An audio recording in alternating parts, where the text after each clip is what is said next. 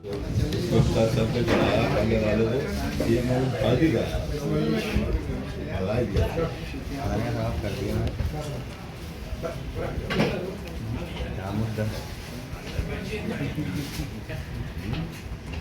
आगे जाओ ना सही है। कुर्सी हटा दो गुलदारी है। कुर्सी हटाई क्या? कुर्सी हटाए बाबू क्या? ना रहने दीजिए। लोगों बढ़िया आएगी तुम्हारे भी नहीं आएगा। इंक्लूसिव डेवलपमेंट का एक बेहतरीन माहौल है, लेकिन अफसोस की बात है कि चोरी के नाम पर, वोट चोरी के नाम पर सीनाजोरी का एक सनक साजिश और सियासत का एक दौर चल रहा है और लश्कर लफाजी की लंपट लाबी देश के सुशासन के माहौल को का अपहरण करके उसको बंधक बना करके और सत्ता लोलुप लावी लूट के छूट के लाइसेंस के लिए तड़प रही है, परेशान है। ये पहली गैर कांग्रेस सरकार है नरेंद्र मोदी जी की जो इन 11 सालों से ज़्यादा समय से सुशासन के सफल सफर को आगे बढ़ा रही है। पहले, इससे पहले जो सरकारें गैर कांग्रेस की बनी है वो या तो कांग्रेस के सपोर्ट और या कांग्रेस के रिमोट के सहारे चलती रही हैं। अटल जी की सरकार बनी, गैर कांग्रेस सरकार, उसको किस तरह से सोनिया जी ने, कांग्रेस पार्टी ने उसके खिलाफ, उस सरकार के खिलाफ दुष्प्रचार का अभियान चलाया था, वो सबको याद होगा। लेकिन इस बार नरेंद्र मोदी जी के समय खुद अपनी चतुराई के चक्रव्यूह में ये जो लश्कर लफाजी की लंपट लावी है वो खुद फंस गई है और जो 24 का चुनावी चौपाल है उत्तर प्रदेश का, उसमें ये एक बार फिर चारों खाने चित होने वाले हैं, क्योंकि चाहे केंद्र की मोदी जी की सरकार हो और चाहे उत्तर प्रदेश की योगी आदित्यनाथ जी की सरकार हो, न केंद्र में वैकेंसी है आने वाले कई दशकों तक और न उत्तर प्रदेश में वैकेंसी है। इसलिए जो है वो ये जो परिवार तंत्र है, इस परिवार तंत्र के पराक्रमियों की प्रतीक्षा सूची प्रतिदिन बढ़ती जा रही है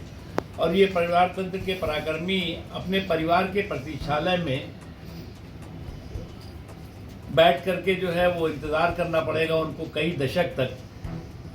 क्योंकि जब जनादेश और जनाधार पूरी तरह से आपके साथ न हो और आप जो है वो जनादेश का अपमान करने में जुटे हों, डटे हों, तो आप जो है वो जनादेश को स्वीकार करेंगे और न ही जनादेश को मानेंगे।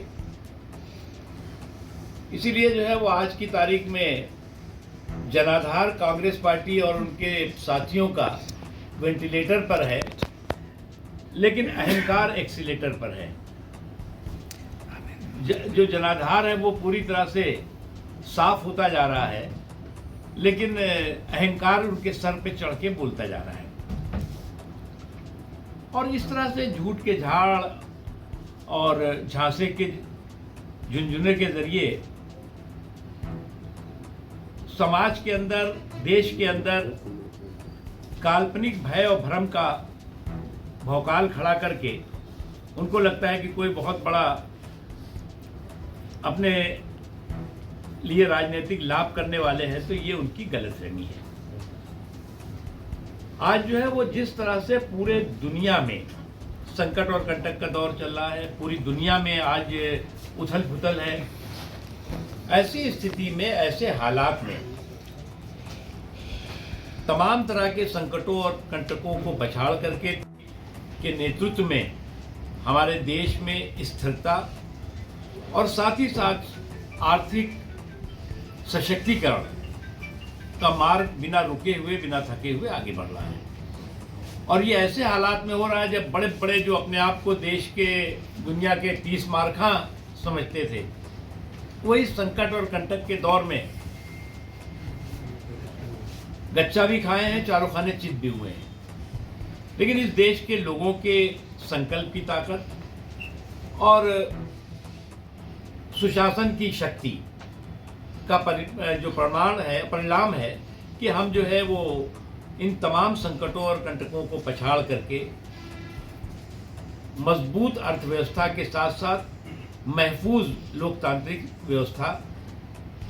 की गारंटी के साथ आगे बढ़ रहे हैं।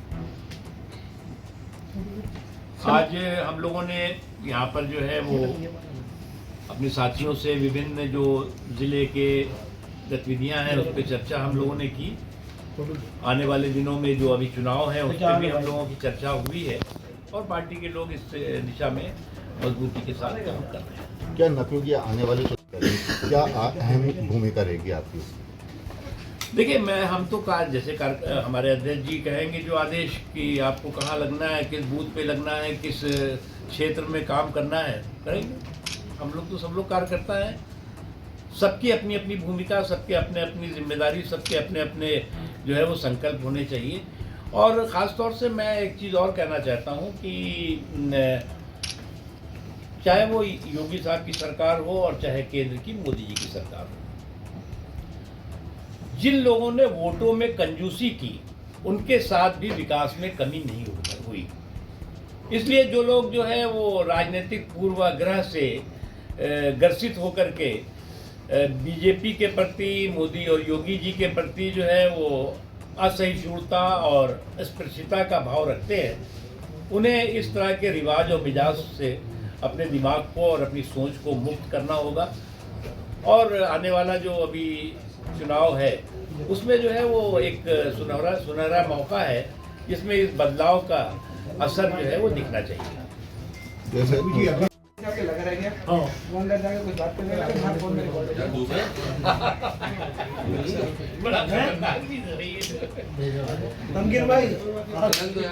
वैसे सोशल मीडिया जो है इस वक्त सबसे खतरनाक चीज है। एक मिनट इधर देखिए अध्यक्ष जी